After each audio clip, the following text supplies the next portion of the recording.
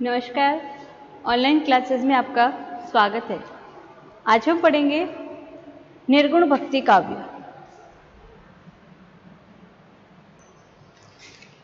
निर्गुण भक्ति का स्वरूप। ज्ञान मार्ग और भक्ति मार्ग दो रूप है जो विरोधी न होकर के परस्पर संबद्ध है। ज्ञान की अनुभूति ही भक्ति है। ज्ञान मार्ग पर चलने वाले आचार्यों ने भी ज्ञान के अनुभूति पक्ष पर बल दिया। तो बिना अनुभूति का ज्ञान मात्र वाक्य ज्ञान है जिससे कुछ भी सिद्ध नहीं होता है।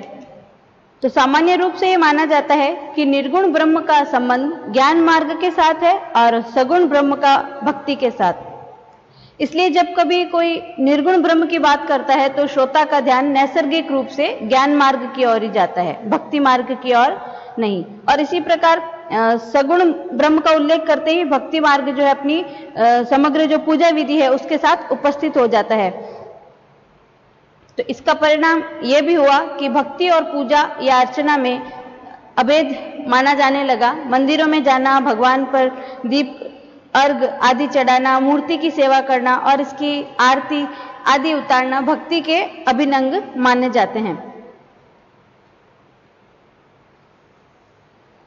ज्ञान मार्गी निर्गुण भक्ति की अपेक्षा रहस्यवाद की अभिव्यक्ति अधिक स्थूल है, क्योंकि वह स्थूल गोचर विशिष्ट प्रतीकों के माध्यम से होती है। कबीर आदि संत कवियों और जायसी आदि सूफी कवियों की जो निर्गुण भक्ति धारा है उसमें स्वीकार करने के दो कारण माने जाते हैं। पहला कारण है इष्ट देव की अगोचर, इष्ट देव की अगोचर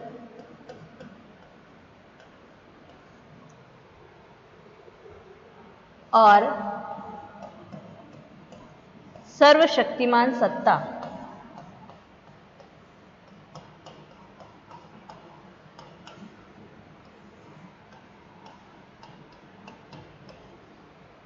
के रूप में स्वीकृति।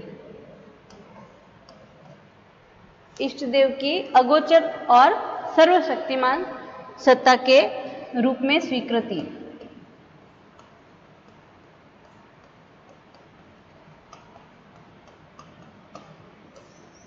और दूसरा कारण है इष्ट देव के किसी गोचर रूप, विशिष्ट और अक्षर रूप की स्वीकृति का अभाव।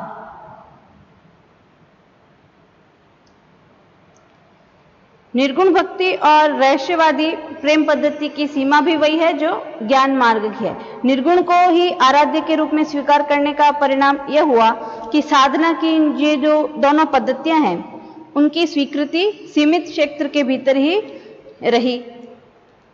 अब हम देखते हैं संत काव्य।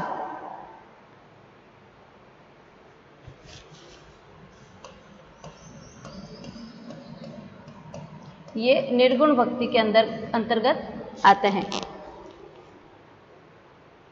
उपनिषद, शंकराचार्य का अद्वैत दर्शन, नाथ पंथ, इस्लाम धर्म तथा सूफी दर्शन, संतों के चिंतन, जीवन दर्शन और काव्यधारा पर उपनिषदों का व्यापक प्रभाव है। उपनिषदों में प्रतिपादित जो ब्रह्म है, जीव है, जगत और माया संबंधी जो विचारधारा है उसके साथ ही ब्रह्म के स्वरूप वर्णन से संबंधित जो उपमान दिए गए हैं उनको संत कवियों के द्वारा उसी रूप में ग्रहण कर लिया गया।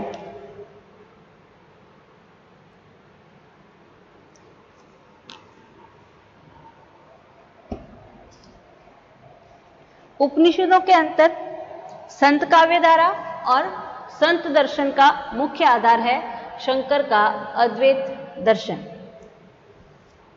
और जो नाथपंथी कवि हैं और उनके जो विचारक हैं उनमें शून्यवाद, उनके द्वारा गुरु की प्रतिष्ठा, सृष्टि का जो क्रम है, आत्मा और जीव आदि की मान्यताओं से संत कवि प्रभावित रहे हैं।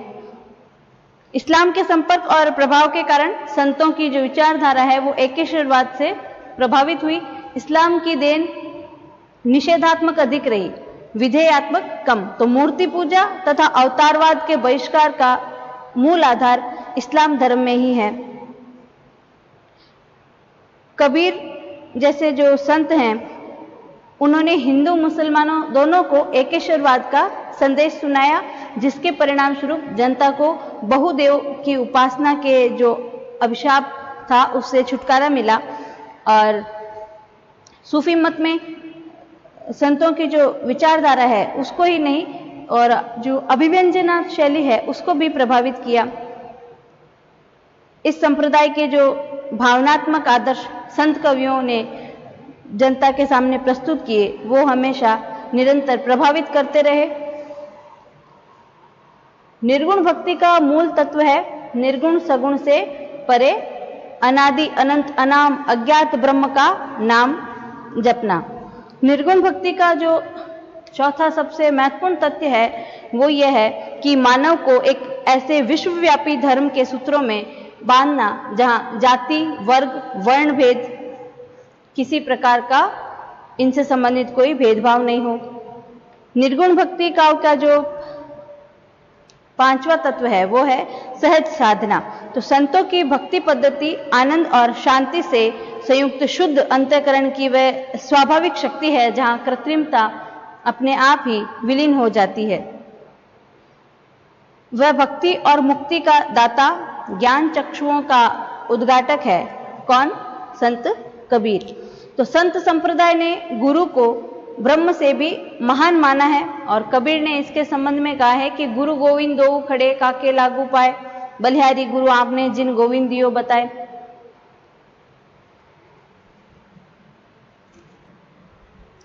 अब है निर्गुण भक्ति धारा के प्रमुख कवि।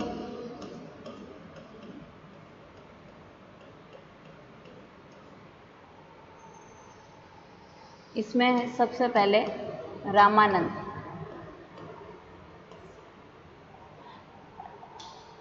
तो वैसे निर्गुण संतों की जो विचारधारा है उसके बीज सिद्ध और नाथ कवियों की जो रचनाएं हैं उनमें तो मिलते ही हैं और आदिकाल में नामदेव ने भी इस दिशा में योगदान दिया था। तो भक्तिकालीन निर्गुण भक्त कवियों में कबीर, दादू, नानक, रैदास, सुंदरदास, मलुकदास आदि संतों ने भक्ति भावना के प्रसार और भक्ति काव्य की रचना में उल्लेखनीय योगदान दिया और साथ ही इनकी जो शिष्य परंपरा है वो बाद में भी निर्गुण भक्ति काव्य की रचना करती चली गई। रामानंद अपने गुरु के सर्वाधिक यशस्वी साधक और प्रगतिशील विचारक थे। संत मत के प्रचार प्रसार का श्रेय इनको है। नाभादास ने रचना लिखी थी भक्तमाल। नाभादास इनकी रचना है भक्तमाल।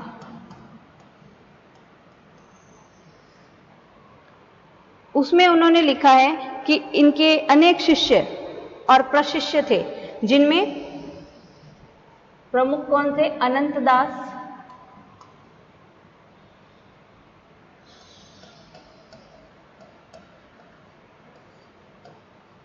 कबीर, संत पीपा,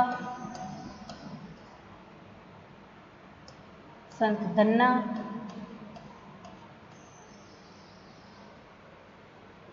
आदि विशेष रूप से उल्लेखनीय है। तो रामानंद को दीर्घ पवित्र और साधनात्मक जीवन प्राप्त हुआ था किंतु उनके आविर्भाव का जो समय है उसके बारे में कोई निश्चित प्रामाणिक सामग्री उपलब्ध नहीं है।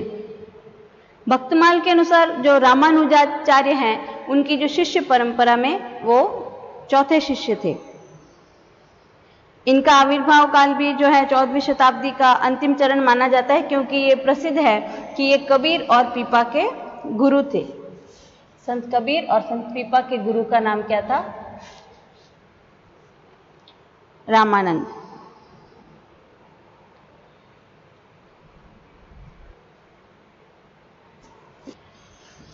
फिर है कबीरदास।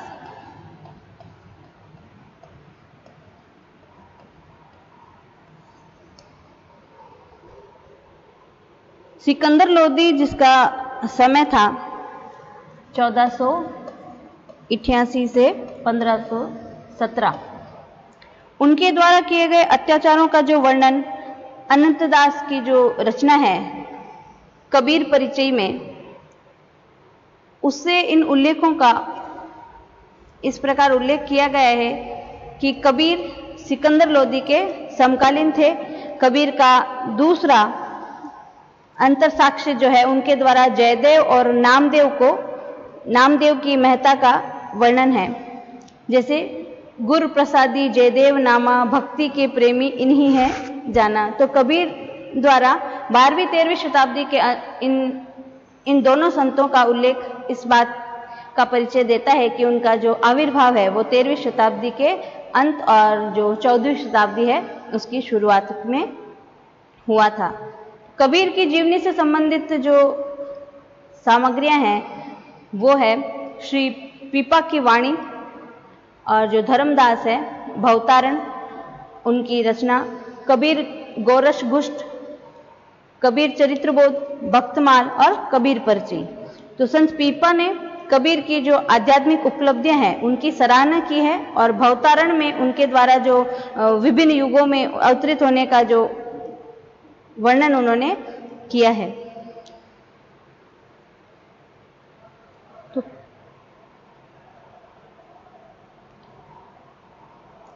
कबीर का निधन 1518 ईस्वी में हुआ था और इसका प्रामाणिकता इसकी कबीर पर्ची के इस उल्लेख में भी हो जाती है कि कबीर को 120 वर्ष का पवित्र जीवन प्राप्त हुआ था।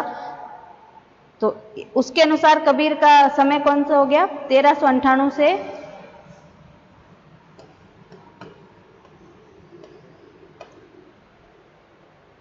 1518।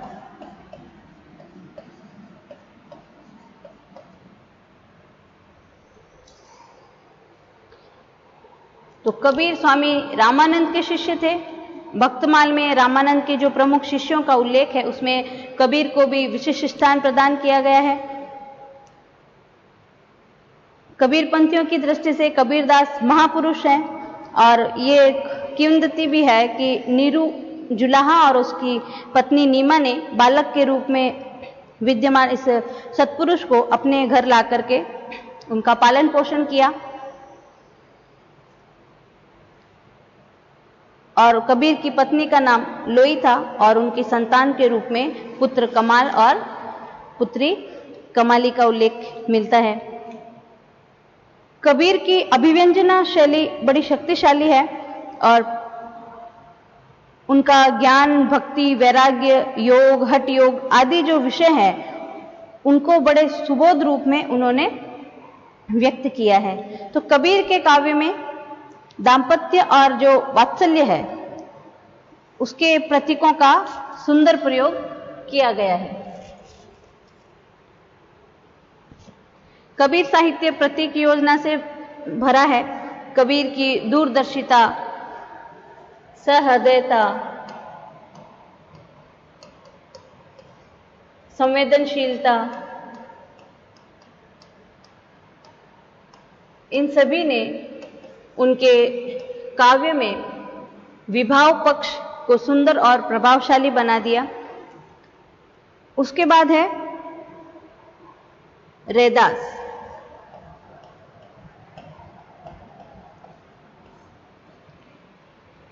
रैदास का जन्म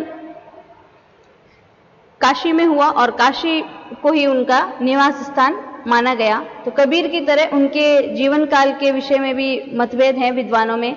रैदास की पर्ची में जन्म काल का कोई उल्लेख नहीं मिलता है। जो भक्तमाल और डॉक्टर भंडारकर के अनुसार उनका जन्म जो है 1299 ईस्वी में हुआ। यह प्रसिद्ध है कि मीराबाई के गुरु जो थे वो रैदास थे।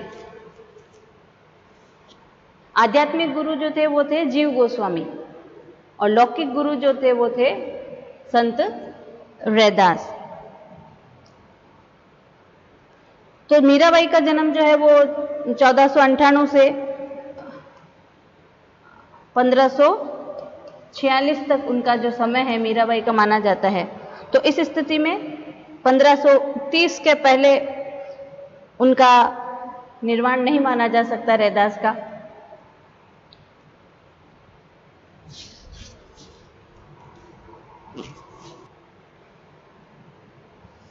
रैदास विवाहित थे और उनकी पत्नी का नाम था लोना।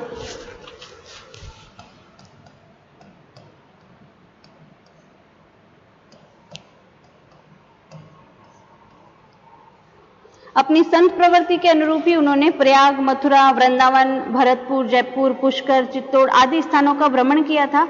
और यह भी प्रसिद्ध है कि सिकंदर लोदी के निमंत्रण पर वे दिल्ली भी गए थे और उनका मोक्ष स्थान काशी का जो गंगा घाट है वही माना जाता है। तो रैदास मूलतः संत थे मूल रूप से, और उसके परिणाम स्वरूप कबीर की भांति उनका जो बल भी कला पक्ष की अपेक्षा प्रतिपाद्य पर अधिक रहा था। तो अन्य जो ब्रह्म मार्गी कवि हैं उनकी तरह उनके लिए भी निर्गुण ब्रह्म जो है अनुभूति और जिज्ञासा का विषय है। कभी वे उनकी सत्ता और स्वरूप की अभिव्यक्ति में अपनी असमर्थता स्वीकार करते हैं, तो कहीं एक सुनिश्चित रूप देने के लिए उन्होंने ईश्वर के समस्त रूपों में एकता और अभिन्नता के भी दर्शन किए हैं। मूर्ति पूजा, तीर्थ यात्रा आदि जो ब्रह्म विधान है उनका विरोध करके उन्होंने अभियांत्रिक साधना पर बल दिया। अपने भावों और विचारों की अभिव्यक्ति के लिए उन्होंने सरल व्यावहारिक ब्रज भाषा को अपनाया, जिसमें है अवधी, राजस्थानी, खड़ी बोली,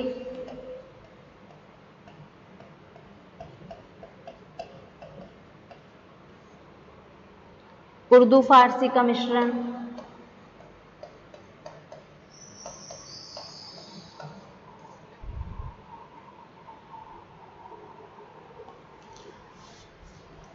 फिर है नानक देव।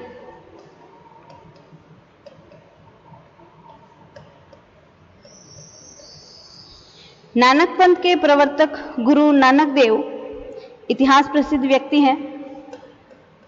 इनका जन्म जो है 1469 से 1538 इनकी निर्वाण माना जाता है। इनके पिता का नाम कालूचंद और माता का नाम तृप्ता था।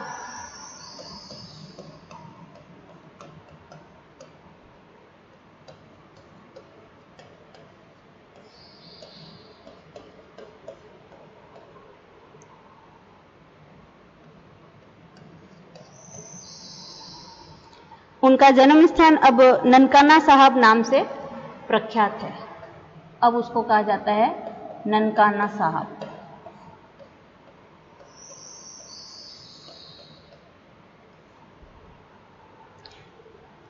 इनके दो पुत्र हुए, जिनमें श्रीचंद और लक्ष्मीचंद उनके नाम हैं। और पिता की भांति श्रीचंद भी विख्यात साधु हुए और उन्होंने उदासी संप्रदाय का प्रवर्तन किया था। गुरु नानक जो थे वो भ्रमणशील साधु थे। उन्होंने सभी दिशाओं में यात्रा भी की।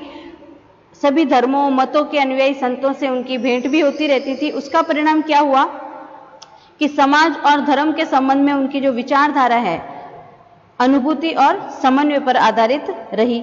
तो धार्मिक रूढ़िवाद, जाति के संकीर्ण बंधनों, इन सभी का उन्होंने विरोध किया। उनके काव्य में निर्गुण ब्रह्म के प्रति उच्च कोटि की भक्ति भावना है और उसके साथ ही अन्य धार्मिक विचारधाराओं के लिए भी उनके मन में श्रद्धा थी। सत्य के प्रति आस्था के फलस्वरूप उनकी वाणी में स्पष्टता और उद्बोधन की प्रखरता मिलती है। कबीर की तरह उनके काव्य में भी शांत रस की निर्बाध धारा प्रभावित हुई और कहीं कहीं करुण, अद्भुत आदि रसों के अनुकूल भी उनकी रचनाएं मिलती है। जैसे आपे जाने आपे देई आखई सी भी केई केई जिसनो बक्ते सिफती सालाह नानक पातिसाही पातिसाहू। तो नानक के अनेक पदों की रचना जो है ग्रंथ साहिब में संकलित है और जप्पू जी नानक दर्शन का सार तत्व है। असादीवार, रहीरास, सोहिला इनकी प्रसिद्ध रचनाएं हैं। तो नानक देव की जो काव्य भाषा है उसके 3 रूप मिलते हैं। एक तो हिंदी काव्य भाषा,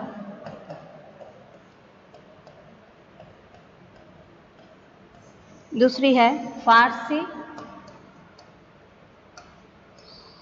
बहुल पंजाबी, मतलब फारसी के उसमें शब्द अधिक मिलेंगे और पंजाबी के कम। और एक है और तीसरी है पंजाबी।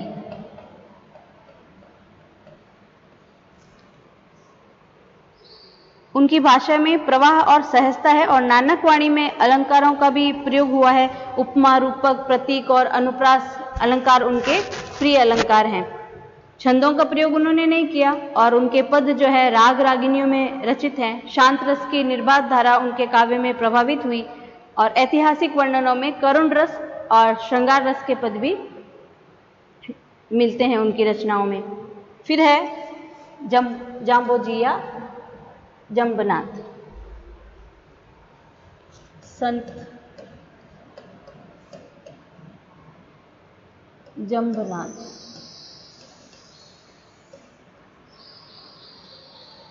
इनका जन्म 1451 ईस्वी में जोधपुर राज्य के जो नागौर प्रदेश तत्कालीन, अभी तो दोनों अलग अलग जिले हैं जोधपुर और नागौर, उनके पीपासर गांव में राजपूत परिवार में हुआ था, या पयासर या पीपासर कहा जाता है।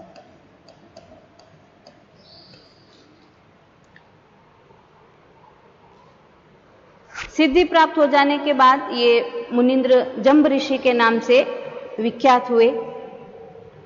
इनकी शिक्षा दीक्षा, विवाह, परिवार, आजीविका आदि के विषय में कोई विशेष विवरण नहीं मिलता है और ये किंवदंती है कि वे आजीवन ब्रह्मचारी रहे। यह भी प्रसिद्ध है कि बाबा गोरखनाथ ने इन्हें दीक्षा प्रदान की थी। जंबनाथ ने अपने आदर्शों और मतों के परिणाम स्वरूप विष्णुई संप्रदाय की स्थापना की और अपने जीवन में उन्होंने 4 प्रमुख शिष्यों को मान्यता प्रदान की। एक हावली पावजी, फिर है लोहा पागल,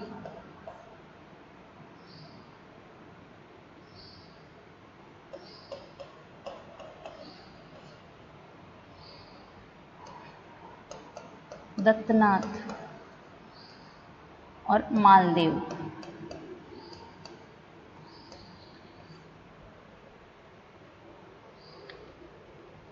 इन नाम से ये शिष्य नाथपंथी प्रतीत होते हैं। तो संभव है जो विष्णुई संप्रदाय किसी अंश तक नाथपंथ के आदर्शों से प्रभावित भी रहा हो। और जंबनाथ ने 1523 के लगभग तालबा बीकानेर में अपनी समाधि लेकर के निर्वाण को प्राप्त किया था और उनके अनुयायी इस घटना को 1536 में तालासर गांव के निकट होना बतलाते हैं। तो इनका जो समाधि स्थल है वो समराथल नाम से विख्यात है। फिर है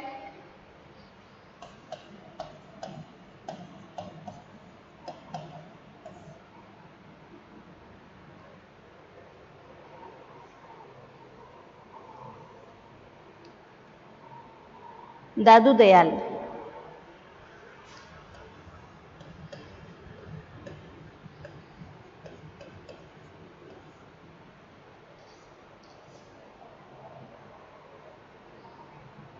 ये सब जो हिंदी साहित्य का इतिहास है डॉक्टर नगेंद्र और डॉक्टर हरदयाल का, उनकी पुस्तक में ये सब वर्णित है।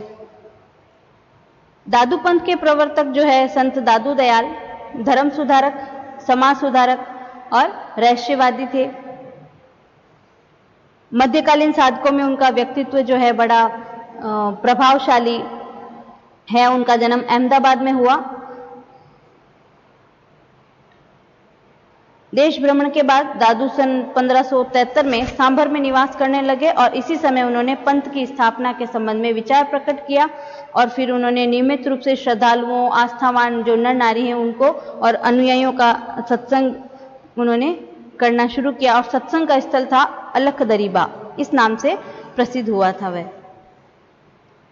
दादू प्रतिभाशाली कवि थे और उनकी काव्य भाषा ब्रज भाषा है जिसमें राजस्थानी और खड़ी बोली के शब्दों का मिश्रण है।